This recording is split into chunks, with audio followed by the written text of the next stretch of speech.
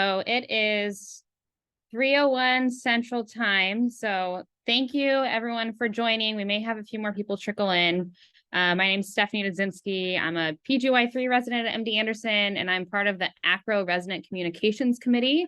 This is a ACRO event where we have some fantastic program directors that will be talking about interview tips and rank list tips.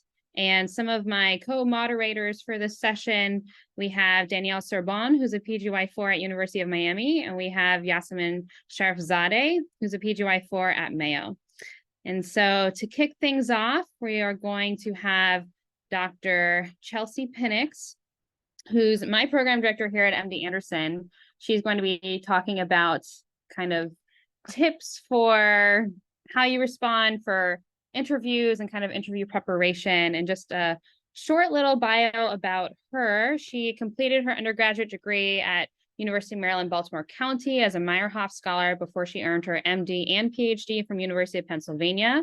After completing her intern year in internal medicine at Johns Hopkins, she completed her residency in radiation oncology at MD Anderson Cancer Center, and she stayed on there as faculty. She is now an associate professor in the radiation oncology department, specializing in hematologic malignancies. And she has been our program director now since I was first applying for residency in 2021. And she has made our program even better than it was before. She's a really great program director. And she's also the ADDROP vice president and has served as the director at large of ADDROP. And she's also a board examiner of the hematologic section for the ABR, which I just rotated her. It makes sense of why she was so good at asking me many questions during my rotation that were very board-like. So Dr. Pinnix, I will pass the virtual mic over to you, and thank you for joining us today. Yeah, sure. So welcome everybody. Is my sound okay? I just switched to my Bluetooth because my loud children are about to come home from school. Is it okay? Okay, perfect. So I've been tasked with talking about how to handle, how you respond to interview offers and interview preparation. And so Stephanie gave me a little bit of guidance on questions that she thought would be interesting to you guys. One of the first questions was, how quickly should you respond to interview offers? And I feel like this probably hasn't changed for many decades. So when I was applying, as soon as you got the offer, you were scrambling to get to some form of communication to either contact the program to try to get the date that you wanted, because they're potentially overlapping interview dates. And so I would say that just for your personal scheduling, as quickly as possible, not necessarily because you're going to lose your spot to interview, but more or less just to help you with coordination of your schedule. I think that's probably less of an issue. It could be less of an issue now, because we do have some programs that are interviewing entirely virtually, and I think there are only a few of us that are doing in person. But I think the timely response is helpful for the candidate. We don't track this person responded in 30 minutes and this person responded in 1 day. What does that mean in terms of their interest in our program? I know for us, we're not scrutinizing it to that degree, but I think the timeliness of the response is really the most helpful for the candidate. And if you have a conflict, we understand that. We have the residency oncology program directors, program administrators communicate with each other a lot, which is fantastic, and they try to keep track of which programs are interviewing and what days. We do try to make a coordinated effort to try to avoid overlapping interview days, but unfortunately with such a crowded season, there's certain situations where you can't avoid it. And so if you do have a conflict either with another interview or a family event or something that's related to medical school, I think most programs will try to accommodate. Sometimes that's challenging if all the other dates are taken already that you'd want to. And so I know for our program, we will often reach out if someone's looking to get a date, and we will ask the folks that have already committed that date and send them an email like, hey, this one of another candidate's really struggling to find a date. Would any of you guys mind switching? And every year always makes my heart smile. There's always a really kind person that goes out of their way to say, hey, yeah, sure, I can do that to help that person. So if you have an absolute conflict, I think I would express that, and, let the program know and see what can be done, because ultimately we understand that there are going to be potentially some challenges with scheduling. How many interviews you should attend is another question. I think that is really a personal decision. I think that recently, I think we know that the climate of radiation and oncology in terms of how many applicants we have for each position has changed in the past few years. Even the data, I'm sure you guys have been on Twitter and you've seen what the ERS data that's been released and looking at the changes in applications this year versus previous year. And one data point that was noted was that US medical school graduates are applying to fewer programs, probably suggesting you're going to be interviewing at fewer programs because that's what you're deciding to do, because you guys are driving the ship, which is fantastic. So I think the number of interviews that you should attend are going to be based on several factors. One, your desire to be at a place. So I think you have to draw the line for yourself and say, is there a program that I know that I'd rather go unmatched than go there? So that's the first question you ask yourself. And hopefully you didn't even apply to that place. If that answer already is, no, I would not go there. I would rather go unmatched and go to this program. Hopefully you didn't apply there. But if you did, that might be one way to stratify how you're going to make a decision about how many interviews to go on. And then from there, I think the other factor to consider is what you can accommodate time-wise. Expenses do come into play when they're in-person interviews, and so that's something else to consider. If you have the bandwidth to attend more interviews, both virtually or in person, I think that's a good thing, because it will help you to, I think, solidify probably your list for the places that you really like the most. The more exposure you have to different programs and seeing how different programs navigate resident education may help you to elucidate things that you're looking for or not looking for. So I think there are other things that can benefit you from going on interviews, besides just, are you going to choose that program or not? So that's kind of my perspective. Ultimately, there gets to be a point where, like, I probably wouldn't go here, or I just can't take it anymore. It's been too many, I'm burned out. And that does come across, I think, in an interview. If you're finding that you're no longer engaged, even if you're trying your best, that will come across. So that's something to be mindful about as well. Like, if you're just going on an interview and you're really not feeling it, maybe you're not doing yourself justice by doing that. So that was my take on that. And then another question that emerged was what should I do? And this question makes me sad. What should I do if my dream program doesn't offer me an interview? Is it ever appropriate to reach out to them? So I think this is one of the hardest parts of our job as program directors and as faculty members that participate in the process of selecting candidates for interview. Ultimately, we meet so many of you guys. You're incredible students, and we see, your commitment to great patient care, the things that you've done academically, and ultimately, we wish that we could offer everyone an interview, and that's just unfortunately not the case. And I know for us, there is a large group of us that makes the decision about selecting candidates for interview, and we like to go about the process as holistically as we can. And we know that there are going to be situations where, we wish we could extend it to everyone, and it just comes down to numbers and you can't. So from our point of view, it's really difficult. And it's also challenging to receive, that information that a program that you're really excited about didn't extend you an invitation to interview. I will say that there's probably no harm that's done in reaching out to a program and letting them know. There are, I don't want to give a lot of false hope because it doesn't happen often, but there are situations where certain people decide they don't want to interview at a place anymore, or something happens and a slot opens up, and ultimately most programs we will tend to look at the candidates that were kind of next on our list and consider where we would extend an interview to that person. So on the other hand, sometimes it may not be consequential, but it can help you just maintain good relationships with people. I know for me, when there are candidates that, you know, we elected not to interview, but we've really enjoyed reading their application or meeting them in different forums. I, for one, just feel really encouraged that all of you guys are going to be joining our field and you're going to be our colleagues one day. So, you know, these are still good relationships, I think, that we want to continue to nurture.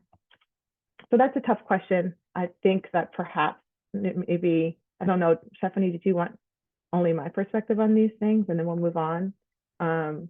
Or should any of the other, I have one more question to answer from your list, and then I guess we can see if any other faculty have perspective. Yep, go ahead and answer your last question. And then if anyone else has kind of additional thoughts, we can let them chime in. Fantastic. So how do you prepare for an interview? Well, you know, that's tough. That's going to be different for every program and for who you are. I'm going to speak from experience of what we, how I approached this when I was interviewing, and then a different perspective now as a program director. So, you know, for our program, we've gone through your application with a fine-tooth comb. And when we invite candidates for an interview, we know a lot about them from their application. I'm not typically looking to interview someone and grill them on features of their application, because I've read about it and I know what you've done. I'm excited actually to hear more things that aren't on your application. So I think a ground rule or a starting point for interviewing is anything that you put on your application, it is fair game for someone to ask you about it. Don't assume they're asking you about it because they don't believe you that you did this, or it's usually not coming from a place of scrutiny. It's often coming from a place of just sincere curiosity to hear more about an activity that you put on there, or something on your personal statement, or some aspect of your educational experience or academic endeavors you pursued, or your research. So there could be questions that will come to you based on things that are on your application. So I think it's a starting point to say, like, you should be aware of everything that's on the application because it's fair game. Then beyond that, there are things that you should be trying to do during this interview, meaning you should be trying to learn from the program. Is this somewhere that I would want to spend 4 years of my life? And these are precious years in your life. You want to really try to determine if this is a place where you think that you'll be personally happy, and B, is it somewhere that you're going to get the medical training that you want? And then the last, is it somewhere that you think you'll thrive? Somewhere you'll be able to develop some other feature or some other aspect of yourself? Is it going to help you in terms of your career development? And so with those things in mind, there are lots of things that may help you to make that decision. Is it about the city that it's in, how the residents live, where you can live? Are you coming with a family, and do you have those kind of considerations? Do you have, do you need to be able to travel to get to elderly parents or other family members? Will you be able to have flexibility during the training program to pursue interests, whether that's in MPH or lab-based research, or clinical trial work, or something in PROs, or something in stats, or whatever? So trying to figure out what resources do they have to further promote this, to further help you develop the things that you're interested in. And then you're also trying to get a sense of just the climate. Like, would you fit in there? Would you be happy there? And those are the kind of things that you're trying to get out of the interview process. So I think as much as you're thinking about you preparing to put your best foot forward, the other thing you want to do ahead of time is think about, what am I looking for? What do I want out of a program? And what questions am I going to ask? What things am I going to pay attention to determine if that program could be a fit for me? So I think you guys, it's often when you're a student, you have in your mind that it's all about what you can show someone that you're doing. But you guys, like I said it before, you're in the driver's seat. You get to figure out, is this somewhere that I want to be? And you can make sure you're asking the questions to see if you can figure that out during the interview process. So that's all I had to say, Steph. Thank you so much, Dr. Pinnix. That was excellent tips that retrospectively I definitely thought about or could use some more maybe thinking about that. But very good tips. Dr. Ojerholm or Dr. Nabavizadeh, do you have any other comments or thoughts about kind of preparing for the interview? I agree with everything that Chelsea said. She said it wonderfully. I wish I had something else to add. I would say in preparation, one thing you might consider is, what questions you're going to ask people. Sometimes that's a reasonable thing to write down and think about. Look at the website and think about some questions that, in my view, I think the best questions are questions that are not factual-based questions that someone can find on the website, something that's a little bit deeper or a little bit more nuanced, and you can always think about that ahead of time. Yeah, I was going to have the same comment about a good question to ask. At the end of every interview, there's going to be, do you have any questions?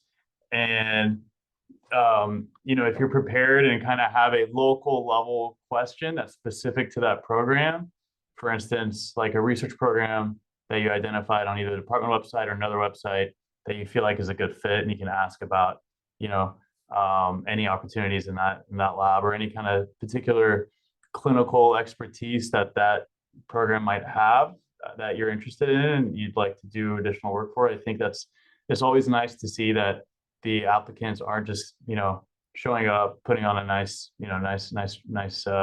outfit for the interview, but, they spent some time, doing the research and are doing more than just the motions of the interview. So that's always nice to see. And certainly is always discussed during our rank list meeting, especially somebody who has a keen local level interest for a specific program that we might have at our institution, could certainly mean that person could be happy, could be fulfilled, could be successful at our program.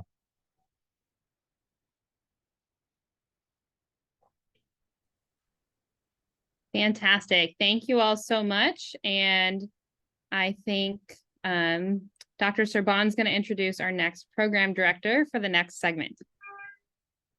Yes. So next we have Dr. Ojerholm, who will be talking about the day of the interview. So Dr. Ojerholm graduated as valedictorian from Duke University's Pratt School of Engineering, receiving his degree in biomedical engineering. He then earned his MD from University of Pennsylvania with Alpha Omega Alpha honors.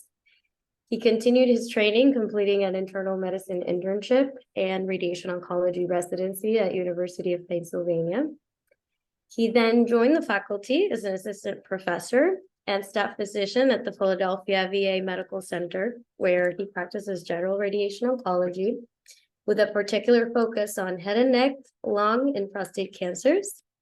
He also served as program director of Penn's radiation oncology residency since 2021 and has received numerous awards regarding his excellence in teaching and mentoring, such as Educator of the Year, as selected by Penn Radiation Oncology residents in 2019 and 2023.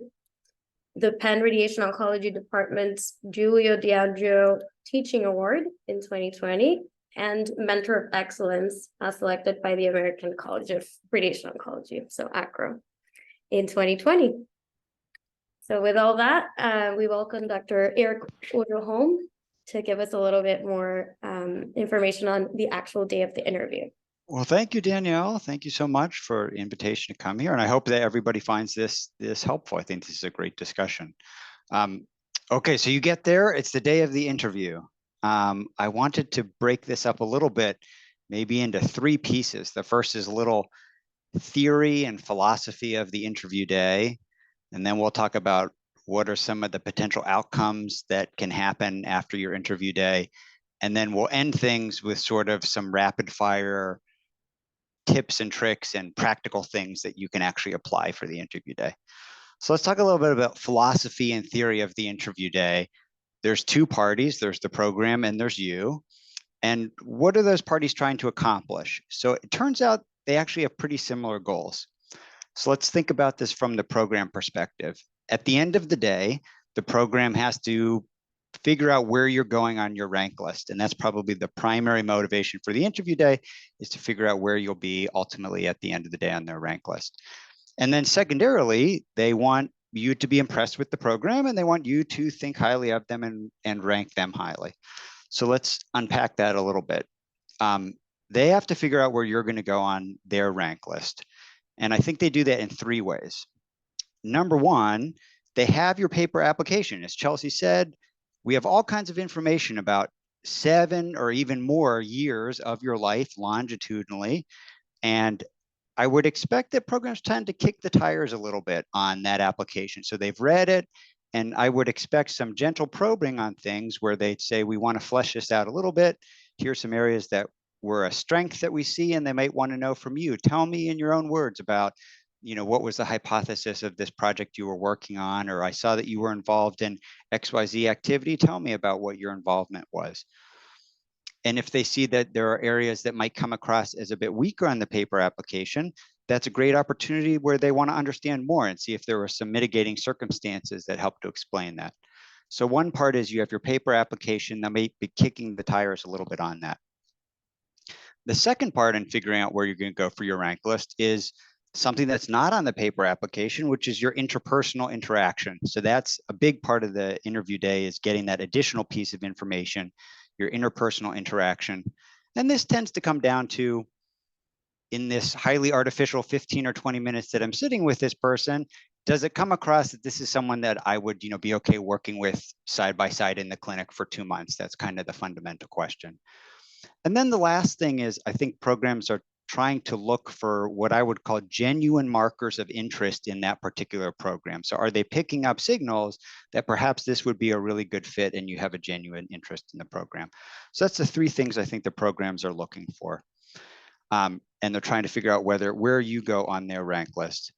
And then, of course, the second thing is it's a little bit of a show, and they're trying to show off all the great things about their program for you to make you, understand about all the opportunities that would be there for you that day. So expect to hear a lot about the great things that program offers you, and expect as you ask questions of the programs for them to be answered in a way that kind of highlights the program's strengths to you. So that's the philosophy from the program perspective as I see it. And I think you, as the other party in the mix, as the candidate, you actually have many of the similar goals. So you're trying to figure out, where is this program going to go on my list? And you want the program to think highly of you and rank you highly. And you're going about it in a similar way, that from the program, you might have heard or read things online about the program or heard things from other people. You're there to kick the tires on the program a little bit, that things that you see as strengths or weaknesses that you come into the day thinking about, you're trying to get a little bit more information to see, to flush those out a little bit. You're also trying to understand the interpersonal interaction. What's the interaction among the residents? What's the interaction among the faculty to you, and then the faculty to the residents? So again, the question in your mind is, would I want to go and work with the people that I'm seeing at this program? And then thirdly, you might be also looking for markers of genuine connection or genuine interest that would indicate this is a good fit. So that's 5 minutes on the philosophy of the day as just sort of a general theory of interviewing. What could be the range of outcomes after the end of the interview? My colleagues may disagree with me on this, but this is my own personal view. Is I think there's a small group of people that really help themselves on the interview day. There's a small group of people that come in and they get moved up fairly high because they just knocked everything out of the park on the interview day. And that tends to be people who have a beautiful match as the day goes through. It's just unfolding that there's all these various interconnected ways in which the applicant and the program would really be a wonderful match for each other. And then there's also a group of people that has a skill set that they're just amazing at this artificial chat in a high pressure environment. That is not me. I'm an introvert. I'm terrible at interviewing, but there's a small group of people that are just amazing at having these little conversations with people over Zoom or in person, and they tend to help themselves. So I think that's a small group of people really help themselves. I think there's a small group of people who the interview is a negative. There's a small group of people that it's not that one interview went poorly or two interviews went poorly. It's that consistently the day just did not go very well, and that ends up to be a negative for that person overall. And then my own view is that for the vast majority of people, there's not an enormous movement, that you're really kind of there, that you're reassuring the program, that interpersonally you would work out, you're helping to clarify what's on the application that we've read, and that it doesn't shoot you way up or shoot you way down. It just is clarifying and providing more information for discussion among the faculty when they're trying to figure out the rank list. And so, you know, I've heard other theories of saying, you know, once you're invited to the interview, it's a level playing field, it's a blank slate for everybody. Everyone comes in the same standing. I actually personally think that that's a more stressful approach to things, to think that you're sitting there with 15 other people, and if the person next to you answers some arbitrary interview question slightly better than you do, that the last 7 years of your life go out the window and they get ranked higher than you. And I don't think that's actually the case. I mean, you should come in feeling like I have my body of work, which is the last 7 or 8 or more years of what I've done in undergrad and med school, and just be kind of reassured that that certainly factors into, at least from my perspective, where you end up being ranked. So I think the interview day is important, but it's not the be all end all. And that's what I think is the range of outcomes. Okay, and then third part is tips and tricks. So some things that you can actually do. This is going to be a giant potpourri of random things. Number 1, be on time. Be on time, be on time, be on time. Number 2, if you're virtual, log on early, make sure your platform is working. You want to find out early if something's messed up with the way that you're trying to get in, so you can call the program coordinators to be on time. If you're virtual, think about the background that's going to be behind you. Have something that's professional, have something that's non-distracting. It doesn't have to be like the world's most amazing background, but something that's not going to distract you or distract the interviewer. What about dressing? I would say professional dress, and dare I say boring dress, that just, my view is you don't want anyone thinking about or talking about what you wore. You want them thinking about and talking about you as a person and a candidate. Just forget what it is that you're wearing. So something that's professional and boring. Especially for the in-person interviews, but this also counts for virtual, is be nice to everyone all day. Be nice to everyone all day. That yes, you're interviewing with faculty members and maybe some residents, but you can be assured that the program directors, if you have very good or very poor interactions with the other folks, you know, the program coordinators, the secretaries, someone who happens to be walking down the hall, we sometimes do hear about those things, and that can make a difference. So just remember that the whole day is an interview, not just the 15 minutes that you're sitting down with a faculty member. We talked about this a little bit, ask questions. I do think as the day goes on, you're going to get your questions answered, you're going to be tired. But I think personally, it makes people feel good. As Nima was saying, at the end of the interview, they're going to say, you know, what questions do you have? I think you should say something. I personally don't think the answer should be, I've had all my questions answered and let's move on. I think it shows some interest when you have a question, even if it's one that you've asked somebody else along the interview day. In general, I try to avoid controversial topics. I wouldn't bring up things like politics, religion. I think that's, you know, best left to a different setting. I try to keep things focused on, you know, learning about the program and why you think you would be a good fit for them and trying to understand. If you have a geographic interest in that area, I'll give you some counsel that I think strategically there's a better way and a worse way to express that interest. And I will tell you, programs are people too, and they want to feel wanted. And so if you have an interest in Anderson and Houston and you're sitting down with Chelsea, I think the way I would phrase it would be, of course, I would love to go to Anderson because it's a premier program and it has X, Y, and Z, all the reasons Anderson is great. And in addition, the icing on the cake is that I have family that happen to be here in Houston and it would be so wonderful, rather than coming in and saying, you know, I really have to be in here in Houston for my spouse. And of course, I'd like to be in Anderson. You can see how the first one comes across more to the program in a palatable way. Two more pieces. Eye contact, like a non-creepy amount of like reasonable human eye contact is a good thing. Smiling occasionally, you're going to be nervous, but smiling is a good thing. And then an appropriate amount of like enthusiastic but non-manic energy. Like you want to be enthusiastic, you want to keep things up, you're going to be tired during the day, but you know, the program wants to feel like you're excited to be there.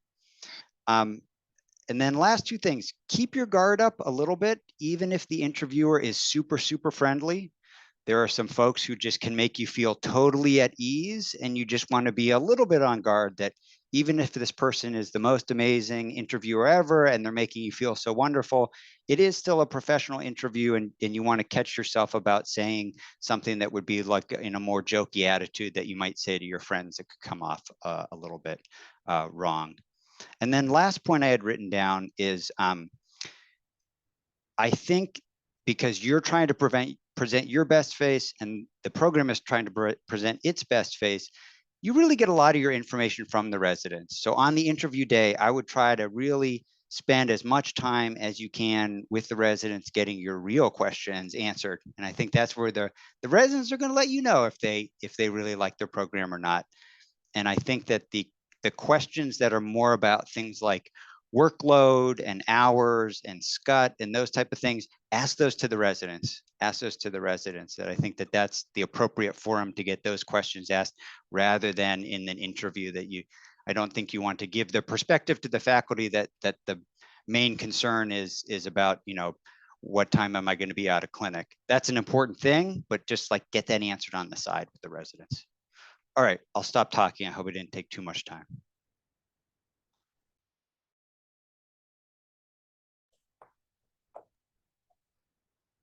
That was fantastic. Thank you so much, Dr. Ojerholm, and very comprehensive. Dr. Pinnix or Dr. Nabavizadeh, any additional tips, tricks, thoughts before we transition to our last segment? Yeah, I'm just No. gonna. Oh, sorry, Chelsea, go for it. No, go ahead, Nima. Yeah, I was just gonna highlight again. I mean, the comment that Eric had regarding kind of just having your guard up. This is a professional interview.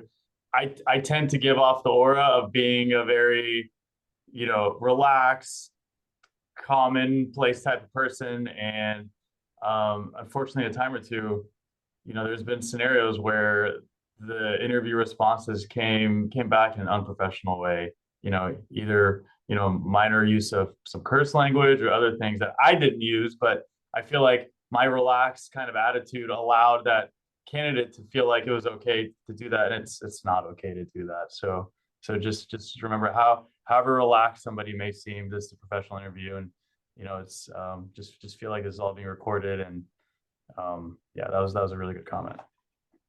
Yeah, you had so many pearls in there. So I mean, it's really packed with great points. I think also just remember that we know that you guys can be nervous during these interviews, and so people really are understanding and nice and kind. So it's okay to be nervous, and people will be understanding of that. I think they're more understanding of people being nervous than people coming across as too casual or too comfortable, just as was already alluded to previously. And I think it's okay to mention if you're nervous. If you know, if whatever happened is going on, you can say that, and no one's gonna. If you say this is my first interview and I'm a little nervous, people are gonna say I remember that too. Yeah, completely agree with that. This is a weird quirk that I have, but I prefer real backgrounds over virtual backgrounds. Every now and then, you know, for some interviews, somebody may walk across, or like a cat comes through, and you kind of see a streak of what could be behind there, and you're like thinking about, you know, what's behind that virtual background. So if you can figure out a corner in some room to have like a nice plant or a light or a picture or something on the wall, you know, I think that's fantastic. I'm looking at Danielle's background. That seems, you know, close that door, and that's a perfect virtual background. Very, you know, you don't want to have any too many personal items of family or anything. just pretty bland, Really generic. Not let's say your stuff is generic, but your stuff is not too personal. It looks like, you know, works of art, and it looks pretty beautiful. I like that old tennis racket too. So look at Danielle's background. Thank you. Perfect. Thanks all. Next, we have Dr. Nabavizadeh, who is here to discuss post-interview tips. He completed his undergraduate degree at the University of Oklahoma, where he studied mechanical engineering before entering medical school at the University of Oklahoma College of Medicine. He completed his residency in 2016 at the Oregon Health and Science University, where he stayed on as faculty.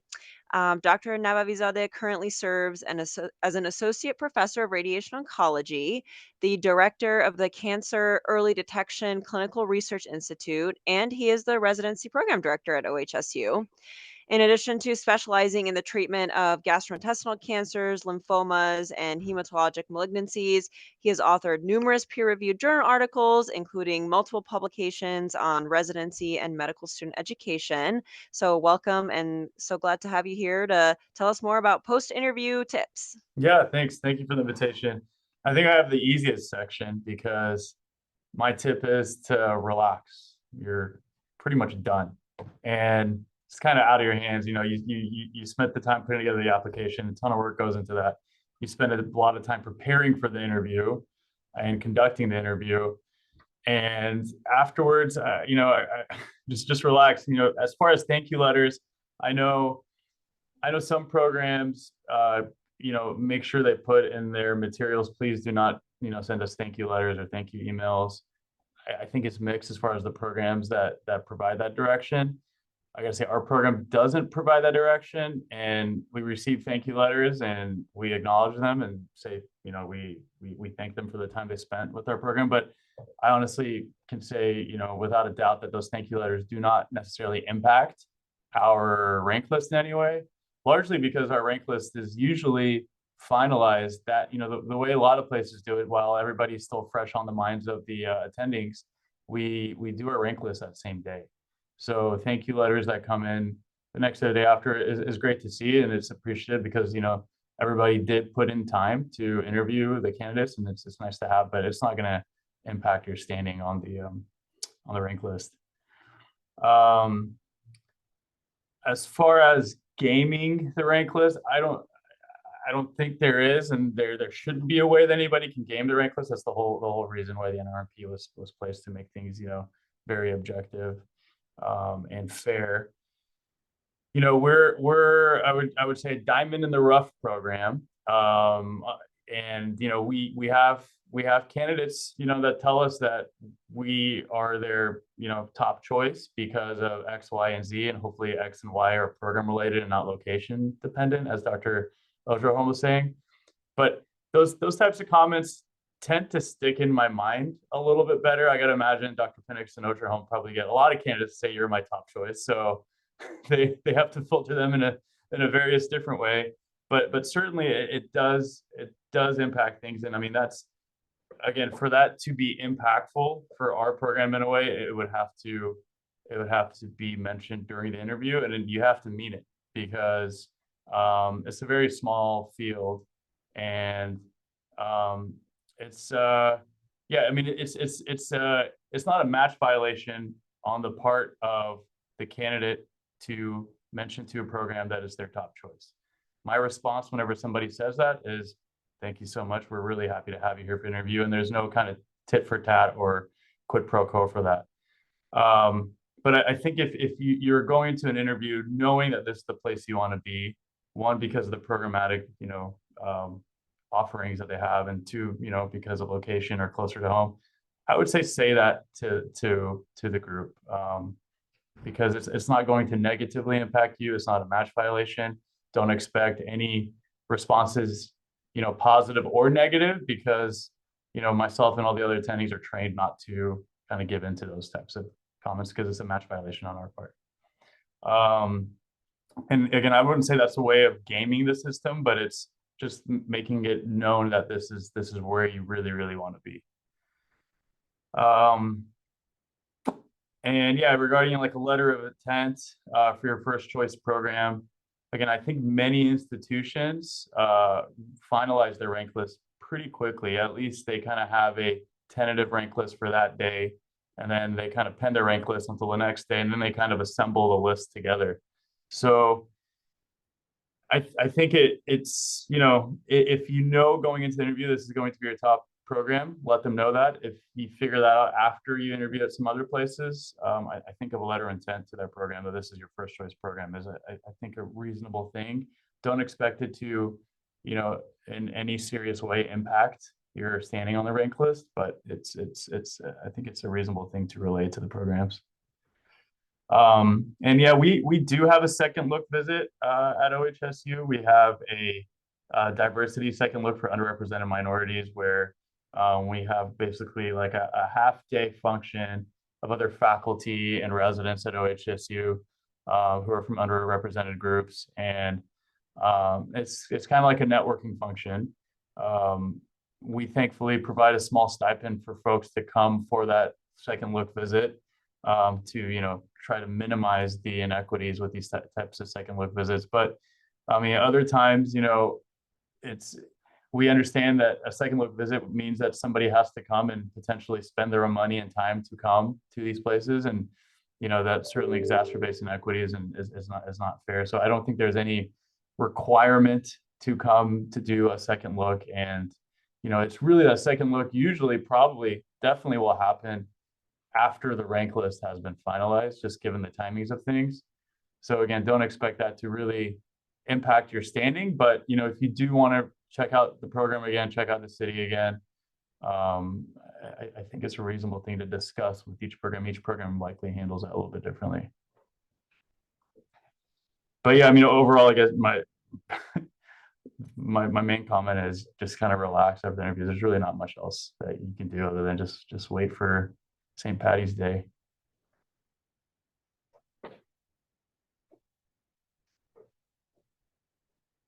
Fantastic. Thank you so much, Nabavizadeh. Dr. Pinnix or Dr. Ojerholm, any other thoughts on tips for applicants after their interview day?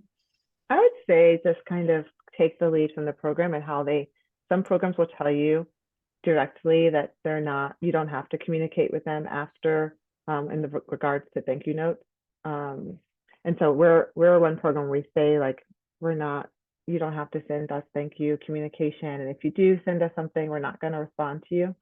So that makes it like, so people really understand, like, we're not just saying that, we really mean it. Like, you don't have to reach back out for us in that way. But it's not, if there is a program, I think that where thank yous are accepted, then it's certainly reasonable. But I wouldn't expect after putting in your application, all the work that you've done in the years leading up to that, then going for the interview, that one thank you note is gonna really meaningfully change things for you. Probably will not. And so for me, I'm actually, from our perspective, you know, I remember writing so many thank you notes after interviews and trying to remember something memorable from that interview experience with that one faculty member that I could put in a thank you note. I spent all this time writing, you know, like, it's just, it can be time consuming. I think that would be a way I would spend my time differently.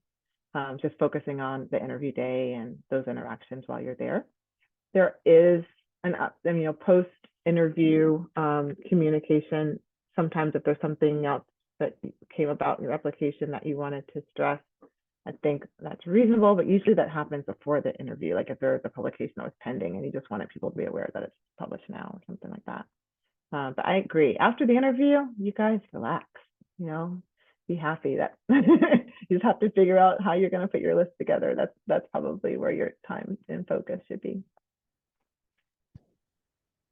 And I'll be a third program director to relieve the burden of the thank you notes from you. I agree with the other. I don't think a thank you note makes any difference.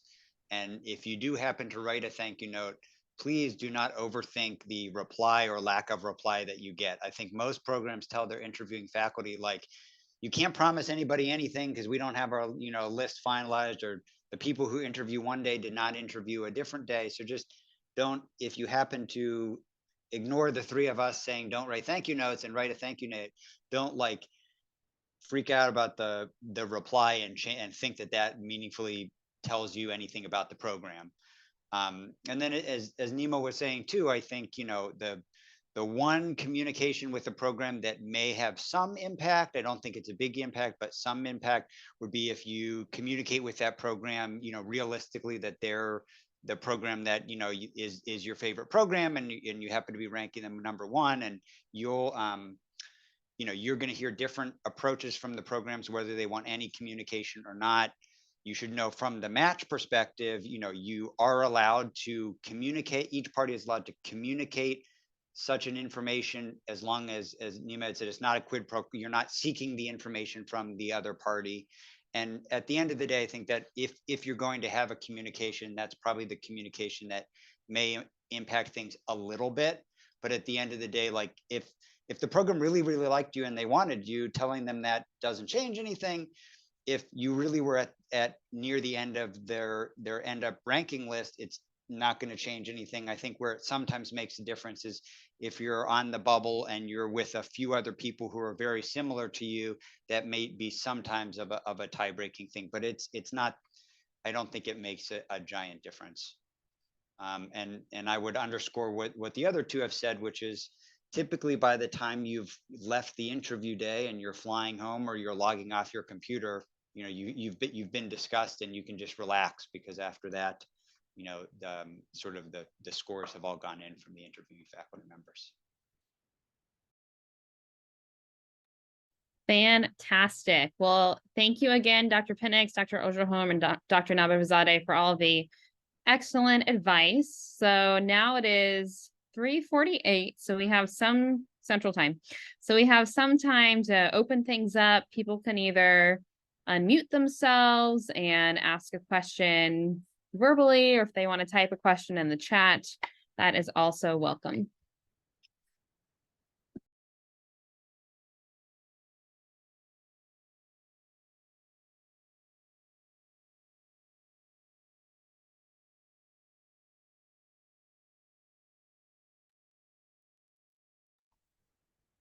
And if we don't, we were too good at answering all of the questions. You're right there, okay. I can throw a question out there. So it's after my interview day. I know they told me not to send thank you notes, but I still have some questions about people that I could do research with. I'm trying to see if I feel like that would be a good mentorship, if maybe I really want to work with a certain person who wasn't part of my interview day. How would you all recommend that I proceed to find out more about if that would be a good fit for what I'm looking for in a program for my residency career post-interview? Yeah, I would say if you're overloading someone with all these questions post-interview, that could be a little bit alarming if it's like a lot of questions, because the question will come up like, well, or it may suggest that place should do a better job at getting your questions answered. But if you have like a few follow-up things or things that you've learned or more information that you want, then I think it's reasonable to ask those questions.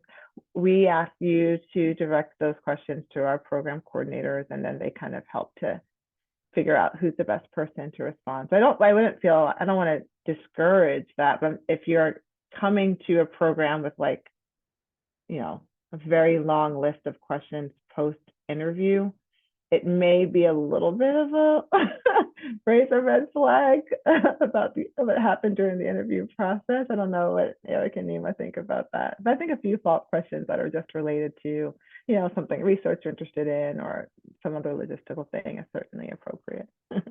Yeah, I agree with you. I mean, I think in our program, it would be our residency coordinator, who is fantastic, who would kind of, raise the alarm about, multiple emails back and forth and multiple questions, because our coordinator will be the one that is interacting very closely with this person and can see it as potentially a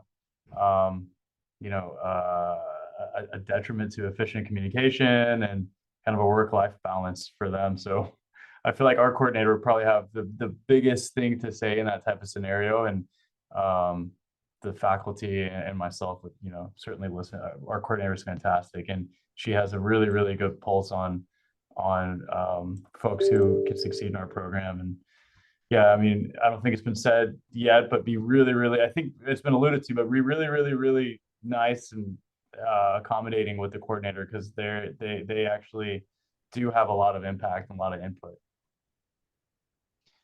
I would add, I think program coordinator, as the other two have said, is a great person. And then I think maybe Stephanie, to the broader question about like, what if there's someone, what if you came to Penn and you said like, oh, I'm into health services research and I always wanted to work with Justin Beckelman. He's my hero, but like he wasn't on the interview day, or he's someone that I'd really want to connect with. I think that if you bring that to the interview day and that comes up as part of your discussion and you said, it would be wonderful. Would it be possible if you could connect me with Dr. Beckelman? Whoever you're interviewing with will be happy to do that. And I think that's a very reasonable request if you have a specific reason to ask that person. It should be a genuine concern, because I wouldn't be surprised then if the program director follows up with that person to say, hey, did you talk to candidate so-and-so and what did you think? And it should come across as, yes, in fact, they did have this particular interest and it was a great conversation. And I wouldn't do that just as like a tactic to try to seem more interested. I would do it out of genuine interest. But I think it's reasonable if there's someone you really would have an interest in working with. Fantastic. Thank you all so much for that answer. I'm waiting to see if anything pops into the chat or if any med students have questions. I have one more question that I've gotten questions about, but I don't know the expert advice on.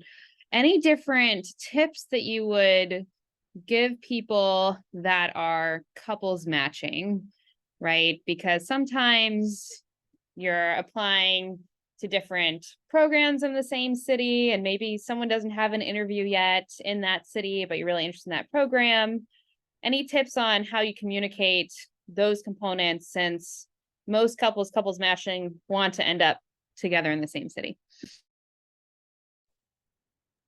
Yeah, I would say that, so we pay attention to that on application. That's one of the questions to ask you about. But I would say ahead of the interview, it's certainly reasonable to kind of reach out, or like the day of or shortly after, saying like, I'm looking forward to coming to your interview, and just FYI, I am couples matching. This is my partner's name and AA number, things like that. That kind of information can be helpful.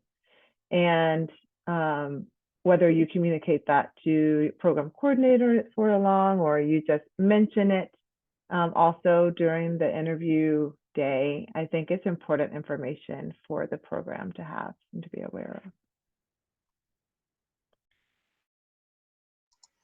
I have a question.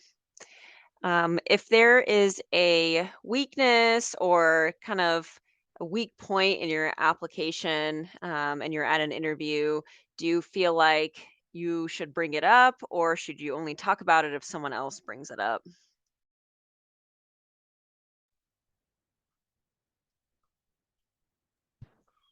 That's a tough one. I don't know if I have the answer. That's a tough one. I mean, I will give away a little bit for the folks who might be coming through to interview with me. I usually end the interview to say like, is there any, after this we go and I'll meet as a group, is there anything that you wanted to highlight about your application that we didn't talk about, or that more information that you wanted to let me know? So you may get asked, someone may open the door to ask that for you. I don't know how I would answer that, whether you should bring it up or not. I think maybe if the conversation is lending it, if the conversation is dancing around the area where you think it might be a weakness, I think it's totally fine to say, oh, I was, just wanted to let you know a little bit more about this part of my application to try to explain it. But I don't know, Chelsea, Nima, what do you think? I'm conflicted on that one too. And so I think that it is helpful, ahead of the interview, there is opportunity on the application to mention, and I've seen this done this year and previously years, of just mentioning challenges and kind of not necessarily an explanation, but the context for certain things on the application that may not have been as desirable, had the outcome that you wanted. But on the interview day, I kind of feel like you get the interview, and on the interview day, I'm not sure if you want to point to or highlight aspects of your application that are perceived deficiencies. unless you really feel like you can speak strongly to something that you've accomplished or learned or done after that, that will basically kind of make up for it, if you know what I mean. So you'll often get asked a question. I mean, it's a typical interview question about, experiences that you had, failures, how would you do things differently? I feel like on the interview day, that question is going to come from someone because it's a typical interview question. And that may be an opportunity for you to elaborate on whatever it is that you feel like you need to explain a little bit more. But I'm not sure if they say, like, I'm not sure I would just volunteer it out of the blue without that type of context. But you can see by the way we all kind of hesitated answering, it's tricky. Because on one hand, you appreciate the transparency and people being open and honest and acknowledging that just like we're not perfect, we might make mistakes. There's certain things on our resumes that aren't the way we would love. But at the same time, you want to, talk about the other things about yourself that are fantastic. And it may be that the person that's interviewing with you isn't even thinking about that. And then it's like you're bringing up this negative thing that they might not have even considered, and now they're thinking about it. So I think my counsel to you would be like, if you feel like there's a weakness, you can think about it ahead of time so that you can think, if I were asked about this, what would I say? And I mean, usually for anything that's a negative thing in life, there's something you learn from it and something that you would do differently in the future from it. And that can show, personal reflection and personal growth about it. And maybe if the interviewer touches on the subject, then you can bring it up. And that's maybe they've kind of inkled to you that they've noticed this, but otherwise maybe leave it alone. I think if it's within the professionalism domain, it should probably be brought up. If it's a glaring professionalism issue, I think that's something that a program, hopefully they pick up on it on the application, and it's somewhere within the dean's letter or within one of the letters of recommendation that is a pertinent thing and important enough to be called out. And if that's the case, you probably know about it, and you should probably bring it up within the light of, hopefully personal growth, as Dr. Ojerholm said. But, very rarely there's some applications that have, some professionalism things. And if you do make it to the interview with that on your application, I think to be competitive for that program, I think it probably should be addressed. Okay. And we have 2 quick questions from the chat. One is from Meghana asking, if you have updates to your application, do you recommend sending these? And if you do recommend sending them, who should you send them to? Yeah, I mean, yeah, we all get peppered with, emails regarding like a new publication and, some journal, and it's great for the candidate. But again, at that point, when it's published and it's brought up, it's not gonna impact your position. And I don't think it's incredibly necessary unless it's like, a first author Nature publication. I guess I'd like to know that. That's kind of cool. Otherwise, it just kind of fits within the same body of work that you've already been working on, and likely that publication that's not published was in the kind of in preparation standing on your application. And those are minor points when you're interviewing at places, and really, the candidate themselves is really the more important thing, rather than like the 4th or 5th journal article that was published. Okay, last question. I know it's 4 o'clock. So many of us find love within the medical system, but we don't know couples match. So if you have a significant other who is a APP or physical therapist or nurse, are there situations for your programs where, if someone matches there in March, then they're starting in June, or, we have the intern year, so maybe that's a little different, but are there situations where you all have like helped a significant other, been able to pull any strings to help someone else within healthcare identify jobs or find jobs for people that do match at your programs? Oh, yeah, absolutely. Post-match, but I would say that it wouldn't be appropriate while you're interviewing to go down that that path. But absolutely, post-match, you would definitely want to communicate with the program about a significant other that's working, and even if it's not in the medical field, there are connections that other people at the hospital may have in fields outside of medicine, outside of the hospital, where they could help. Because ultimately, once you match in our programs, respective programs, we want you to be happy, and that means your entire family being happy, your person being happy. So I think that many programs would be more than happy to accommodate that post-match. It's not wrong to ask about opportunities while you're there for significant others, but I wouldn't recommend during the interview starting to ask people about jobs for your significant other as a focal point. It could come across it. I mean, you're trying to strike a fine line between, it's so hard, right? Communicating to places that you're really enthusiastic and excited about being there, but not coming across as overly confident or arrogant and presumptuous and assuming that you're going to be there. So that's tough. But does anyone else have a different perspective on that one? I do have one last question. So I am personally an IMG, and so I really like to mentor fellow IMG applicants.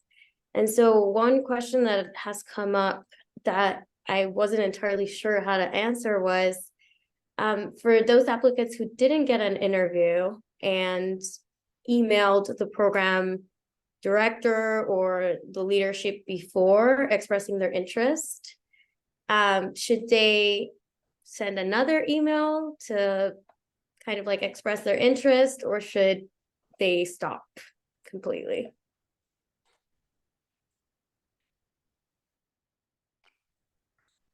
I would say if their interest has already been expressed explicitly with email communication with program director or other education leadership, and the person was not offered an interview, the more than likely a subsequent follow-up email is not going to have a significant probability of changing the outcome. I mean, ultimately, people are free to communicate the way they want to, but I think you just have to be prepared for the fact that you might not change the outcome with subsequent communication. Awesome. Thank you, Dr. Pinnix, Dr. Ojerholm, and Dr. Nabavizadeh. I know that Danielle, Yasmin, and I aren't applying anymore, but we still have med students that ask us these questions. So I think this is even helpful for us too. So just want to say thank you again for your time and giving such insightful and great advice about the pre-interview, interview, and post-interview process. And thank you to all med students currently applying in the future for joining. And happy Halloween, everyone. I hope everyone has a fun evening. So thank you all. Thanks for organizing this, and thanks for inviting us. Bye. Thank you.